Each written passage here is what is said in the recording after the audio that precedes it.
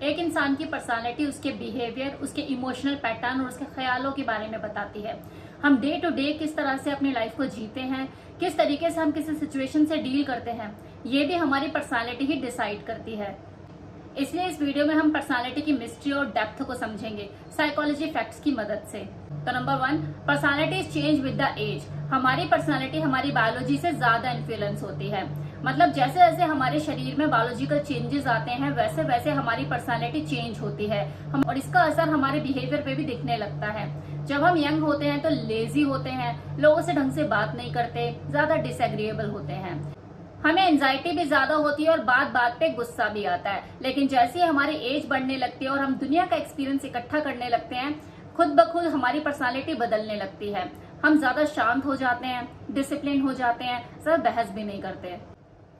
और यही रीजन है कि वो बूढ़े लोग जो बढ़ती हुई उम्र के साथ काइंड और खुश नहीं बनते, जो बात बात पे बहस करते हैं, वो अपने बचपन और जवानी में ही अटके होते हैं। वरना ये समझ के दूसरे लोगों को हर्ट करना, उनसे बदला लेना, इस चीज का कोई फायदा नहीं। यह आपको लोगों से जुदा होने, दिल टूटने या खुद की सफरिंग से ही अपने आप आ जाती है। Number 2, active love life create a mental stability. अच्छे रिलेशनशिप हमारी मेंटल हेल्थ के लिए अच्छे ही होते हैं।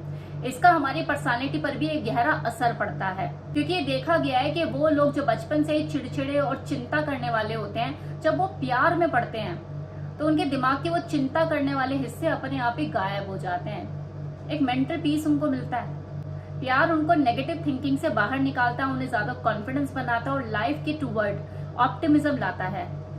Number 3, there are 5 main personality types. इतिहास में रिसर्चर्स ने, साइंटिस्ट ने कई तरह के पर्सनालिटी मॉडल बनाए, फिर उन्हें लोगों को समझने के लिए यूज किया। वैसे तो ये डिबेट बहुत पुरानी है कि टोटल कितने पर्सनालिटी टाइप एग्जिस्ट करते हैं, लेकिन फिर भी जो सबसे ज्यादा रिलायबल और सॉलिड पर्सनालिटी मॉडल है वो है 5 टाइप पर्सनालिटी मॉडल, जिसमें ये 5 टाइप की कैरेक्टरिस्टिक्स मौजूद होते हैं। ओपननेस, जो जुड़ा है आपकी क्रिएटिविटी से। कॉन्शियसनेस, जो जुड़ा है आपकी डिसिप्लिन और मेहनत से। एक्सट्रोवर्जन, कि आप लोगों के साथ रहना पसंद करते हो या नहीं।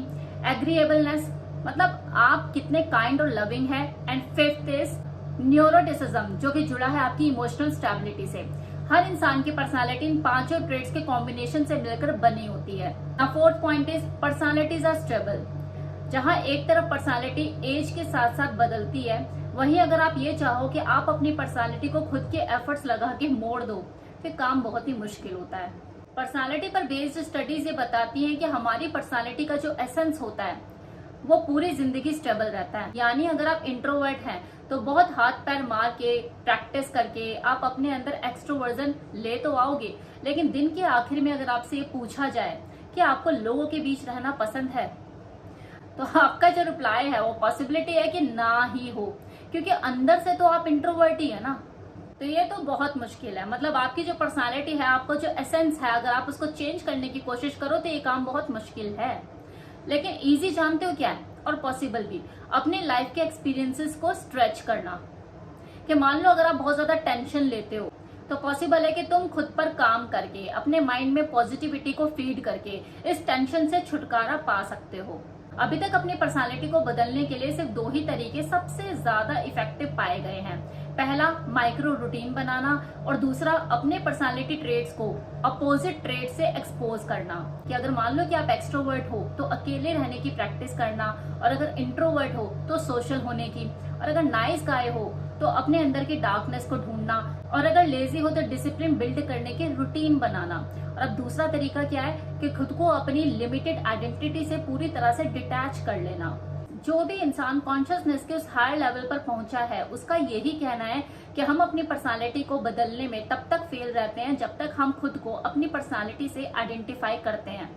अगर तुम ये समझकर अपनी पर्सनालिटी से थोड़ा सा डिटैच्ड हो जाओ कि तुम इंट्रोवर्ट या एक्सट्रोवर्ट नहीं, एग्रीएबल या डिसएग्रीएबल नहीं, बल्कि ये तो तुम्हारे दिमाग में बिठाए गए कुछ थॉट्स हैं, तो इस अंडरस्टैंडिंग से तुम अपनी पर्सनालिटी को साइकोलॉजिकल लेवल पर ही नहीं बल्कि बायोलॉजिकल लेवल पर जाकर भी बदल सकते हो। इसलिए अपनी पर्सनालिटी को मास्टर करने के लिए या तो आप अपोजिट ट्रेट्स को प्रैक्टिस करो, या फिर अपनी पर्सनालिटी से पूरी तरह से डिटैच्ड हो जाओ और खुद को हर सिचुएशन के अकॉर्डिंगली अडेप्ट करने के लायक बनाओ। नंबर 5, हमारा बचपन हमारी पर्सनालिटी को शेप करने में सबसे ज्यादा कंट्रीब्यूशन देता है। आपने सुना भी होगा लोगों के मुंह से कि जो बच्चा सबसे पहले पैदा होता है वो अपने छोटे भाई बहनों से ज्यादा बॉसी होता है, और जो सबसे आखिर में बच्चा पैदा होता है वो इम्पल्सिव होता है। और साइंस कहती है कि इस बात में बहुत हद तक सच्चाई भी है। अगर आप अपने घर के सबसे बड़े बच्चे हो या अकेले बच्चे हो या आप सबसे छोटे बच्चे हो, इसका इन्फ्लुएंस आपकी थिंकिंग, आपकी डे टू डे लाइफ, आपकी बातों और इवन आपके खाने की पसंद पर भी पड़ता है। नाउ 6 पॉइंट इज, जो लोग उन लोगों की भी मदद करते हैं जो उनसे अनजान है, उन्हें ज्यादा रिप्रोडक्टिव अपॉर्चुनिटी मिलती है। इसके पीछे की साइकोलॉजी ये बोलती है कि दूसरे लोगों की मदद करना ये बाकी लोगों को ये सिग्नल देता है कि अगर आप दूसरे लोगों की मदद करते हो जो कि आपसे अनजान है, तो मतलब आपके पास खुद में रिसोर्सेज की कमी नहीं है। और यही सिग्नल एक इंसान को बहुत ज्यादा डिजायरेबल बनाता है। इसलिए वो लोग जो कि चैरिटी करते हैं वो दूसरों की नजरों में खुद ब खुद अट्रैक्टिव बन जाते हैं। Now point 7, personality decide that what you study. 2015 की एक रिसर्च में यह पता चला कि जो लोग आर्ट लेते हैं वो काफी मूडी होते हैं। साइकोलॉजी चूज करने वाले लोग ट्रेड्स ओपननेस में हाई स्कोर करते हैं। लॉ और इकोनॉमी चूज करने वाले इन पर ज्यादा विश्वास नहीं किया जा सकता, ये कम रिलायबल होते हैं। मेडिकल में जाने वाले लोग कॉन्शियस और डिसिप्लिन होते हैं। यही रीजन है कि जो इंसान अपनी पर्सनालिटी के अकॉर्डिंगली अपना करियर चूज नहीं करता, उसे पढ़ने और काम करने में ज्यादा सेटिस्फेक्शन नहीं मिलता। वो अच्छे नंबर लाने के बाद भी और अच्छी कमाई करने के बाद भी अंदर से एम्पटी फील करता है। Now number 8, your personality influence your political views.